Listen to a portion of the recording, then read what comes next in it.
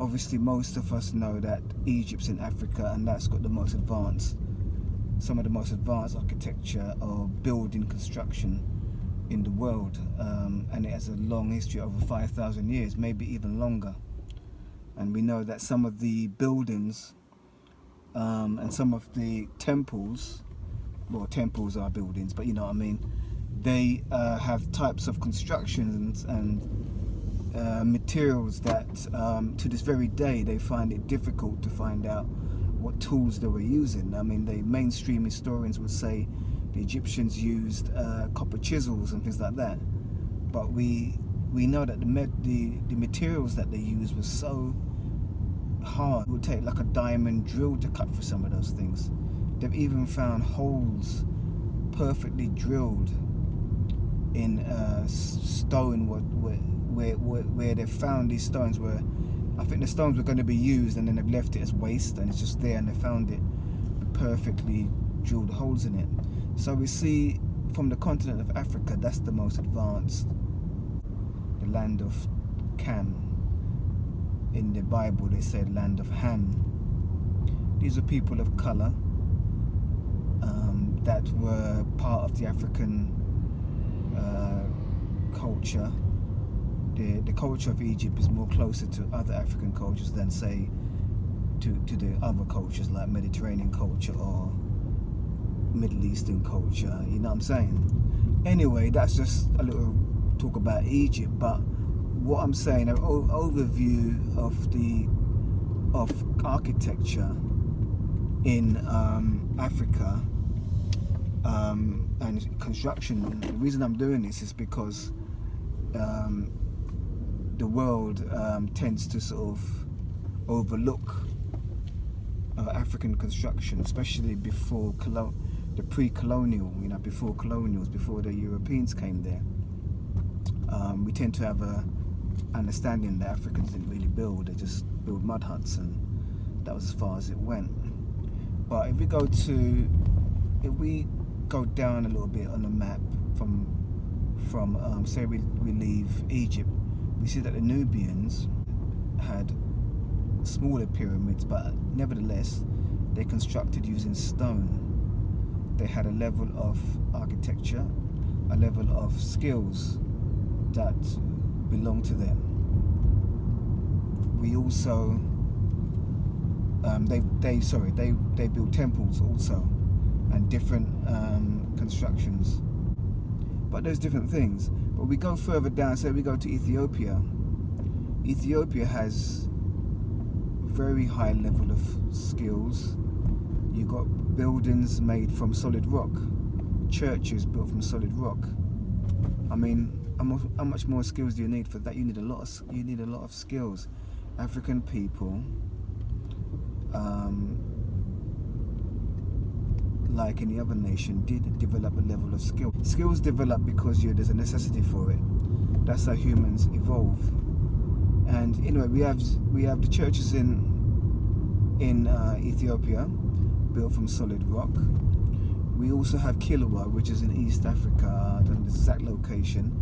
Which is, they found these ruins, and the Arabs described the people of the region as being jet black, being Africans to the max, who built these construction, who had a unique style and were skillful. They even had there's a thing, what the hell was the name of it, that women use? You get them in a bathroom and it washes you. Those types of facilities was built into the houses of Kilwa. Shows you the advancement in that area. And as we go across, we have Mali, and we have Timbuktu. We have the Great Mosque, which is the largest mud construction in the world. That's in Timbuktu. And surrounding Timbuktu, we had developed different urban or different cities that was developed around that empire, the Mali Empire. Mali Empire was the last empire in that region, but there was, before that, there was Songhai. The Songhai Empire was on the same land but was bigger, that was taken up as large as Western Europe, larger than Western Europe. And then before that we had the Ghana Empire, and all these empires were built, these empires was controlled by kings that had a control and a government, an order of society, laws and civilization, well before the Europeans came there. Then we go further down to, in West Africa now, we have the Ashanti people that built in a very unique style. The British had to make so much commentary on it, because I'm sure their houses had piping inside. They had a very unique style of housing, steep roofs. They had, I think, 2 levels. They had a sunken courtyard and different significant engravings on their buildings that was very unique to any other people in West Africa. They also had a very sophisticated kente cloth that came in different designs, and it was like a unifying thing. They used those cloths to identify the unity between the Ashanti people and all of the vassal states that they controlled. So we see that the British were very impressed with that city. When they took over Kumasi, which is the central capital city of the Ashanti people, what they noticed was the king's palace. It was a quite magnificent building. So, I mean, the reason why they were impressed, because some of the other areas of Africa where they probably had travelled or seen on the coast, it wasn't as impressive in their view as what they saw there. This was more comparable to what they probably would have seen in Europe. So we need to understand that, you know, these are a few examples. We have Great Zimbabwe, which is really far south, a really well constructed stone. It was like a fortress type building, and inside there was probably the urban center, or the city was inside.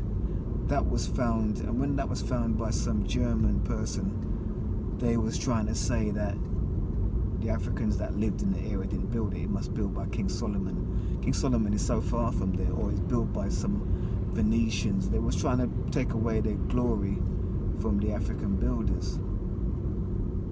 Yeah, so we have Zimbabwe. Then we also have the Kingdom of Congo, that had a very well organized government, a city surrounded by suburban, or what word I would use, but you know, surrounded by towns. And you know what I'm trying to say, picture is that a different picture that you get of a wild Africa, people just living in the jungle, you know, people just not having nothing organized.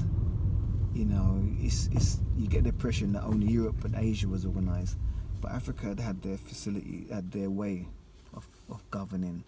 They had their way of taxing. They had all the different things that other people had.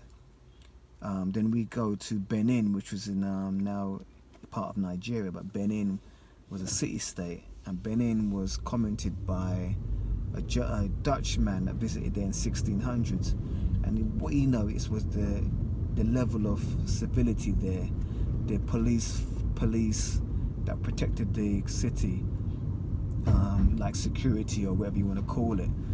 You had the standing army of, I can't remember how much thousands of standing army. You know, not many places even in Europe didn't even have standing armies.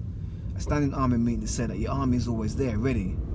Usually loads of countries couldn't afford to do that. What they had to do is that they call you up for each war.